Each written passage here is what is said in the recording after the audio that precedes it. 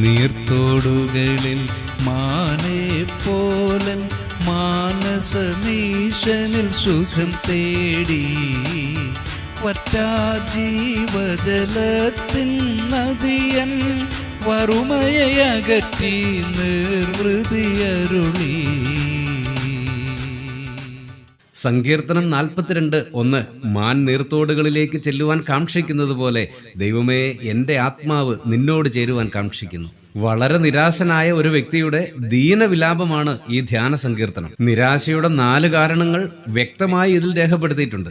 1, ശത്രുക്കൾ വേട്ടയാടുകയും ആക്ഷേപിക്കുകയും ചെയ്യുന്നു. 2, സന്തോഷകരമായ ഭൂതകാലവും ഇപ്പോഴത്തെ ദുസ്ഥിതിയും തമ്മിലുള്ള താരതമ്യം. 3, ദൈവത്തിന്റെ തിരമാലകളാണ് തന്റെ മീതെ കടന്നു പോകുന്നത് എന്ന ചിന്ത. 4, ദൈവം തന്നെ പൂർണ്ണമായി മറന്നു കളഞ്ഞു എന്ന ഭീതി.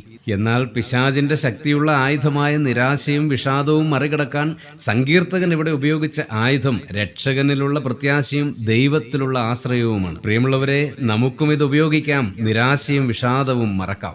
പ്രാർത്ഥിക്കാം.